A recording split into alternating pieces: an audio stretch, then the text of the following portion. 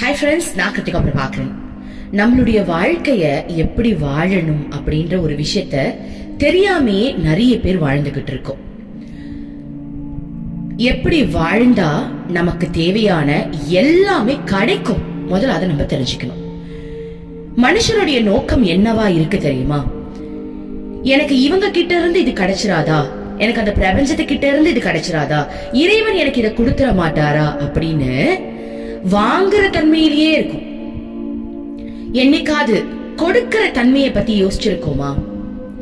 கொடுக்கிற தன்மை இருந்தா கூட யோசிச்சு பாருங்க, முக்காவாசி என்ன தன்மை நமக்குள்ள அதிகமா இருக்கு.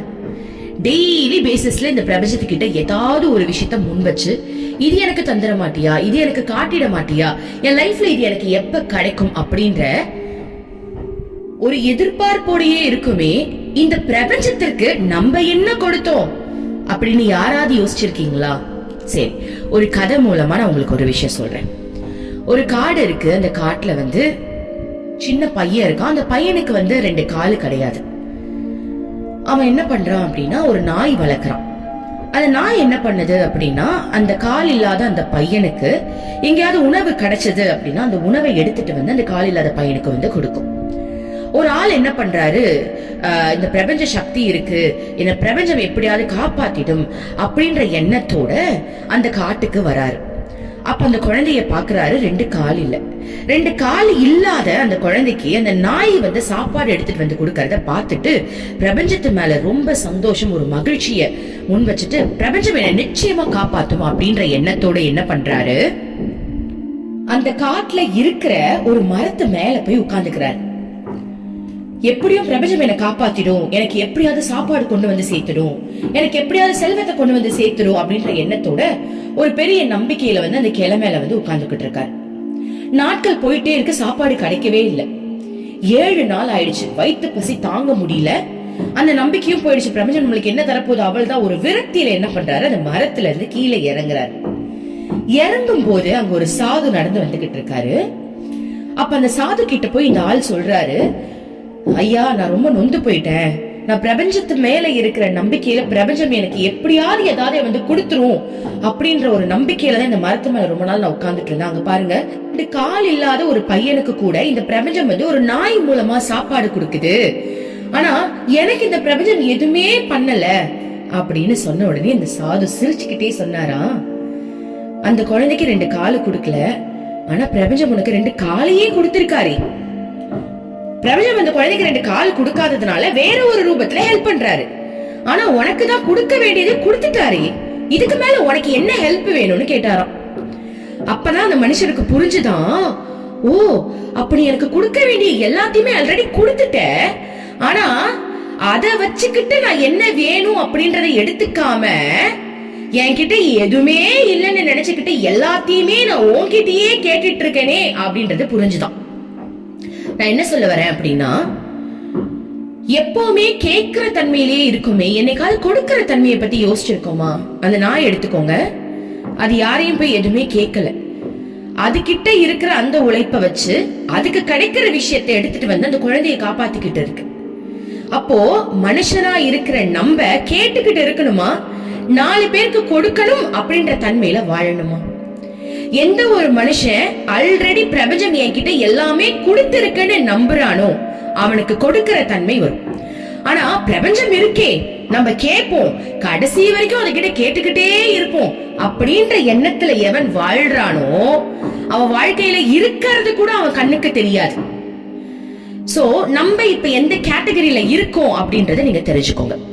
நான் என்ன சொல்றேன்னா, பிரபஞ்சத்துக்கிட்ட எனக்கு அது வேணும் இது வேணும்னு கேக்குறீங்கல்ல, நீங்களே பிரபஞ்சமா மாறுங்க. அந்த பிரபஞ்சத்துக்கு இருக்கக்கூடிய தன்மை உங்களுக்குள்ள இருக்கு. உங்களுடைய நோக்கம் என்னைக்குமே பொதுவா இருக்கணும். உங்களுக்கு என்ன வேணுமோ அதற்கு தேவையான ஸ்டெப்ஸ முதல்ல நீங்க எடுக்கணும். ஸ்டெப்ஸே இல்லாம நம்ம என்ன கேட்க முடியும்?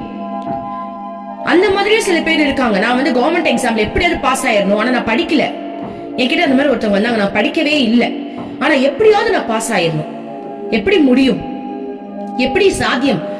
படிக்கிறதுக்கு தேவையான நாலேஜ் அந்த கடவுள் கொடுத்திருக்காரு, பிரபஞ்சம் கொடுத்திருக்கு. என்ன கொடுத்திருக்கு? நீங்க சின்ன வயசுல படிச்சிருக்கீங்க. எஜுகேஷன் என்னன்னு தெரியும். ஒரு புக் எடுத்து பார்த்தா உங்களுக்கு படிக்க தெரியாதா? படிக்க தெரியும்ல. அந்த தன்மையை கொடுத்துட்டாரு. புக்ஸ் வேணுமா, புக்ஸ கொடுத்துட்டாரு. மீடியா வேணுமா, யூடியூப்ல போய் நீங்க ரிசர்ச் பண்ணியோ இல்ல கூகுள்ல சர்ச் பண்ணியோ படிக்கிறதுக்கான எல்லா வாய்ப்பையும் கொடுத்துட்டாரு.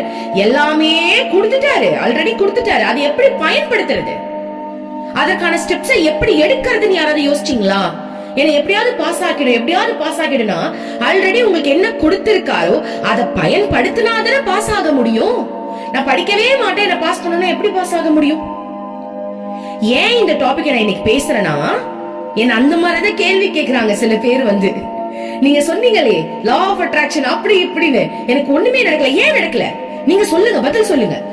பதில் கேட்கறதுக்காகவே என்கிட்ட கவுன்சிலிங்க்கு வராங்க. சோ முதல்ல வந்து நம்ம நல்லா புரிஞ்சுக்கணும். நம்ம ஒரு விஷயத்துக்கு கேக்குறோம்ல, யோசிங்க, நம்ம ஒரு விஷயத்த கேக்குறோம், அந்த கேட்கக்கூடிய விஷயம் ஆல்ரெடி நம்ம கிட்ட இருக்கிறதா தான் இருக்கும். சோ ஒரு விஷயத்த கேக்குறோம், அதுக்கு முன்னாடியே நம்ம யோசிச்சிடணும், இதுக்கு ரிலேட்டடான விஷயம் பிரபஞ்சம் ஆல்ரெடி நமக்கு கொடுத்திருக்கா. அப்படி கொடுத்திருக்குன்னா கொடுத்ததை வச்சு முதல்ல ஸ்டெப்ஸ் எடுக்கணும். புரியுதுங்களா? எக்ஸாம்பிள், இப்போ ரிலேஷன்ஷிப்ல உங்களுக்கு ஒரு பிரச்சனை அப்படின்னா, எனக்கு எப்படியாவது ரிலேஷன்ஷிப் கிடைச்சிடணும்னு மேனிஃபெஸ்ட் பண்றீங்கல்ல.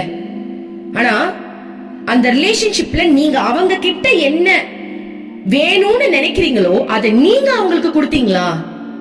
அந்த அறிவு இருக்குல்ல, எனக்கு இது கிடைக்கல, என் ஹஸ்பண்ட் கிட்ட இருந்தோ, என் ஃபேமிலி கிட்ட இருந்தோ, என் மாமியார் கிட்ட இருந்தோ, என் மாமனார் கிட்ட இருந்தோ எனக்கு இது கிடைக்கவே இல்லைன்னு யோசிக்கிறீங்களே, அந்த ஒரு விஷயத்த நீங்க கொடுக்கணும்னு நினைச்சீங்களா? நீங்க கொடுக்கும் போது அவங்க கத்துப்பாங்க.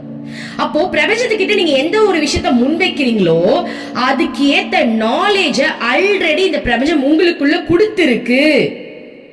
அதற்கு தேவையான பொருளா இருக்கட்டும், அதற்கான பதவியா இருக்கட்டும், நீங்க எதை கேக்குறீங்களோ கேட்கறதுக்கு முன்னாடியே யோசிச்சுக்கோங்க, இதுக்கு ரிலேட்டடா ஆல்ரெடி என்கிட்ட என்ன இருக்கு, அந்த இருக்கு அப்படின்ற விஷயத்த வச்சு நான் என்ன பண்ண முடியும், அந்த இருக்கு அப்படின்ற விஷயத்த வச்சு என்னால என்ன மத்தவங்களுக்கு பிரயோஜனம் அப்படின்ற கொடுக்கிற தன்மைக்கு நீங்க வரும்போது நீங்களே பிரபஞ்சமா மாறுவீங்க.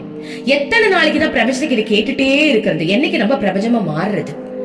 ஏன்னா பிரபஞ்ச சக்தி உங்களுக்குள்ளயும் இருக்கு. பிரபஞ்சத்திற்கு என்ன சக்தி இருக்கோ அதே சக்தி உங்களுக்கும் இருக்கு. நீங்களும் இறைவனே, நீங்களே கடவுள். சோ அந்த கடவுள் தன்மையை அடையணும், அந்த பிரபஞ்சத்துடைய சக்தியை அடையணும் அப்படின்னா பிரபஞ்சம் இந்த மக்களுக்கு என்ன பண்ணுதோ அதை நீங்க முன் வச்சு மத்தவங்களுக்கு பண்ணுங்க. பண்ணும்போது அதோடைய பலன் உங்களுக்கே தெரியும். சரியா? சோ பிரபஞ்சம் இருக்கு, லா ஆஃப் அட்ராக்ஷன் இருக்கு அப்படின்ற பேர்ல நான் கேக்குறேன்னு தப்பு தப்பா கேக்குறாங்க நிறைய பேர். ஓகேவா? முதல்ல அதற்கு தேவையான ஸ்டெப்ஸை எடுங்க. பிளஸ் பிரபஞ்சம்ன்றது உண்மையான ஒரு விஷயம். கொடுக்கிற தன்மைக்கு நீங்க மாறும்போது அது உங்களுக்கு அள்ளி அள்ளி கொடுக்க ஆரம்பிச்சிடும். சோ இந்த கான்செப்ட் உங்களுக்கு புரிஞ்சிருக்கும் அப்படின்னு நான் நம்புறேன். புரிஞ்சது அப்படின்னா எனக்கு கமெண்ட் பண்ணுங்க. ஏன்னா நான் கரெக்டா பேசுறேனா அப்படின்றத நானும் தெரிஞ்சுக்கிறேன். ரொம்ப நன்றி. Thank you universe.